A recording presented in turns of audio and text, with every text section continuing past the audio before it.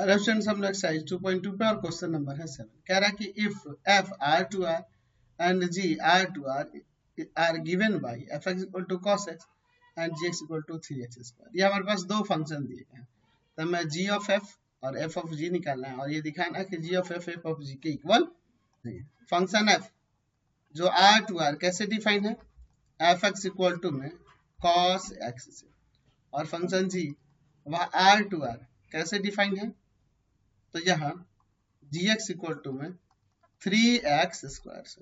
तो हमें कंपोजिशन निकालना है पहले f और g का, यानी कि g ऑफ f का। तो g ऑफ f के लिए हम लोग जानते हैं कि यहाँ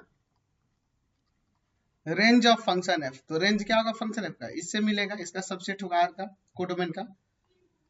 तो क्या यह सबसेट होगा domain of the function g का, तो फंक्शन g का डोमेन r ही है, तो बिल्कुल इसका जो रेंज आएगा वो इसका सबसेट होगा। Therefore कह सकते हैं कि g of f is defined।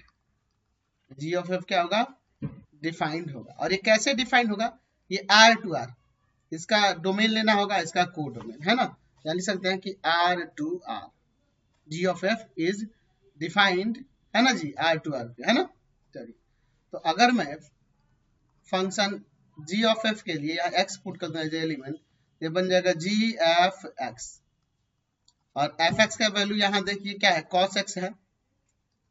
अब फंक्शन g में x की जगह cos x रखेंगे तो यहाँ हो जाएगा 3 cos x का स्क्वायर, यानी आ जाएगा 3 cos स्क्वायर x। तो हमारे पास यह g ऑफ f आ गया। अच्छा, अगर मैं यहाँ पे f ऑफ g की बात करूंगा तो मुझे देखना होगा कि रेंज ऑफ फंक्शन g, तो फंक्शन g का रेंज इससे इसका सबसेट होगा r का।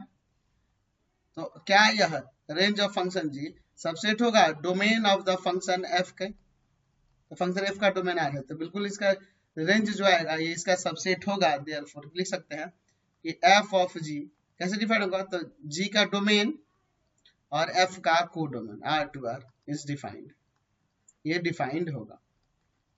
ठीक है, चलिए अब इसके बाद देखिए हम लोग f ऑफ g की बात करते हैं। तो हमारे पास ये हो जाएगा f ऑफ gx का वैल्यू है 3x स्क्वायर ना, फंक्शन f में 3x स्क्वायर रखेंगे तो हो जाएगा cos 3x स्क्वायर। तो ये आ गया f ऑफ g, तो हमारा f ऑफ g भी आ गया। अब पूछ रहा है कि क्या यह g ऑफ f और f ऑफ g इक्वल है, तो हम देख रहे हैं कि हमारे पास g ऑफ f कैसे है, r टू r पे, और कैसे डिफाइन हो रहा है, g of F X equal to में आ रहा है यह 3 cos स्क्वायर x। अच्छा, और दूसरा जो फंक्शन f ऑफ g है वो भी r टू r पर है, और कैसे डिफाइन है, f of G X equal to में है 3 cos 3x स्क्वायर। तो इन दोनों फंक्शन के इक्वल नहीं होने के लिए हमें क्या करना होगा, तो हमें देखना होगा कि इन दोनों फंक्शन के डोमेन इक्वल नहीं होने चाहिए। तो देख रहे हैं डोमेन इक्वल है, दोनों के डोमेन इक्वल है, और इन डोमेन पे अगर वैल्यू इक्वल होते हैं सारे तब तो इक्वल फंक्शन हो जाएगा। दिखने से मतलब नहीं कि दिखने में कैसे है, नहीं, इनके डोमेन के किसी एलिमेंट पे अगर वैल्यू अनइक्वल हो जाता है तब ये फंक्शन अनइक्वल होगा। तो अगर मैं मान लीजिए हम लोग लिख देते हैं कि x इक्वल टू 0, जो कि बिलोंग करेगा रियल नंबर से, इसके डोमेन से ही है ना, यह बिलोंग करेगा domain of the function g of f से भी and domain of the function f of g से भी। तो इस पर हम लोग चेक कर लेते हैं क्या होता है।